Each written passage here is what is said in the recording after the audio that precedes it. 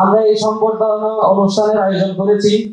পাশাপাশি আমরা চেষ্টা করেছি শহীদ পরিবারের জন্য ছোটখাটো কিছু ব্যবস্থা করার, যাতে আমার শহীদ ভাইয়েরা থাকলে যে ঈদের বাজার করে দিত বাসার জন্য, তার কিছু অংশ যাতে আমরা নিতে পারি।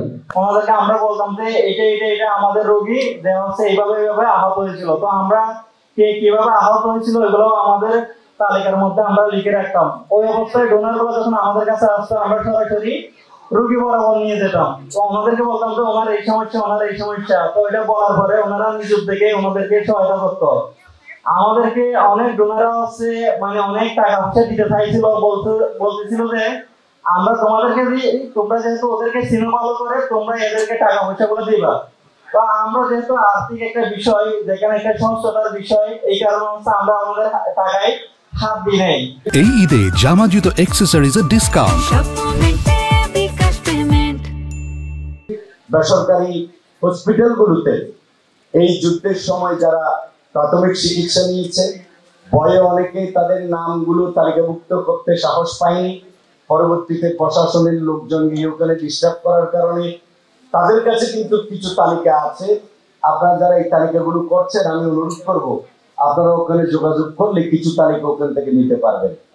আমি আমার বাসা বাদুরতলা, আমার পাশে ছেলে একদম নিডি এক পরিবার, তার দুটো চোখেই প্রায় নষ্ট হতে যাচ্ছিল, ভয়ে হসপিটালে যায়নি।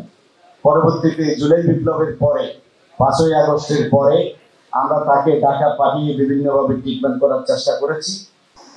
জুলাই ফাউন্ডেশনে সকল আহতদের নাম ভেরিফিকেশন করা, যেখানে 1000-এর উপরে নাম ছিল সেখান থেকে বাছাই করে 455 জন এবং 497 জনকে আমরা ঢাকায় ফরম পাঠিয়েছি।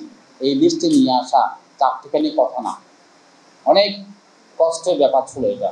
এবং এটা আমাদের সাথে আমাদের এখানে যারা আছে নাম জসিম এবং যারা ছিল সকলের অক্লান্ত প্রচেষ্টায়, আমাদের কার্যালয়ের, আমাদের ডাক্তারদের সহযোগিতায়, আমাদের কার্যালয়ের সকল স্টাফের সহযোগিতায় আমরা এই কাজটুকে আমরা সন্দেহ করার চেষ্টা করেছি। হ্যাঁ, যারা কাজ করে ওদেরকে ভুল দিলে হতে পারে, কিন্তু আমরা আল্লাহর রহমতে যে ভুলটুকু হয়তো হয়েছে সেটা আমাদের সম্মিলিত প্রয়াসটা আমরা প্রয়াস করতে পেরেছি। আমরা বুঝতে পেরেছি একজন ফেসিবাদের দর্শক এখানে ঢুকে গেছে, সেও খুব আহত ছিল, সে অভিনয় করে আমাদের কাছে গিয়েছিল, কিন্তু আমরা বুঝতে পারি নাই তার নাম হয়তো ঢুকে গিয়েছে। আমরা সেটা তাৎক্ষণিক, কিন্তু সে কোনো ধরনের অনুদান পায়নি, তার না ফরমটা ঢাকায় পাঠানো হয়নি, অনুদান পায়নি এবং তার নামটা বাদ দেওয়ার জন্য আমরা তদন্ত কমিটি করেছি, রেজুলেশন করেছি। আশা করি যে সেটা সেখানে গেজেট থেকে বাদ করে যাবে। আমি সবসময় কথা দিয়ে যাচ্ছি, আমি যে কোনো প্রয়োজনে যে কোনো কাজে আমি আহত ভাইদের সাথে আছি এবং শহীদদের সাথে আছি। যে কোনো কিছু বিনিময়ে আমি আপনাদের প্রয়োজনকে দেখানোর জন্য আমি আপ্রাণ চেষ্টা করে যাব।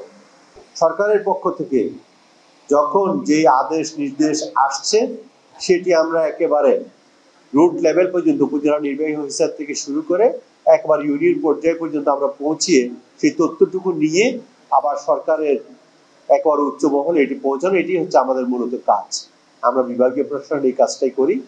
সরকারের যে কোনো মেসেজ জেলা প্রশাসন বিভাগে আসে প্রথমে, তারপরে জেলা হয়ে আমরা এগুলা রুট লেভেল থেকে সমস্ত তথ্য যাচাই করে যেই সকল তথ্য চাওয়া হয়, এই সকল আন্দোলনের বিষয়ে যারা সংশ্লিষ্ট, যাদেরকে সহযোগিতা করা দরকার, এইরকম সমস্ত কার্যক্রম সেগুলো সমন্বয় আমাদের অফিস থেকে করা। আপনারা যদি এই অধিকার প্রতিষ্ঠা না করতেন, আপনাদের সন্তানেরা যদি, আপনাদের ভাইয়েরা যদি, আপনাদের বোনেরা যদি আজকে শহীদ না হতো, আজকে হয়তো এই নতুন বাংলাদেশের এই চেহারা, এই যে পরিবর্তনটুকু আমরা দেখছি, এই যে কথা বলার যে অধিকার, কেউ একটা ফেসবুকে লাইক দিতে পারেনি, আপনারা জানেন, ফেসবুকে লাইক দিলেও ধরে নিয়ে গিয়েছে, এরকম পরিস্থিতি আমরা দেখেছি। সেই অবস্থা থেকে আমরা এখন এখানে এসে আজকে কথা বলছি।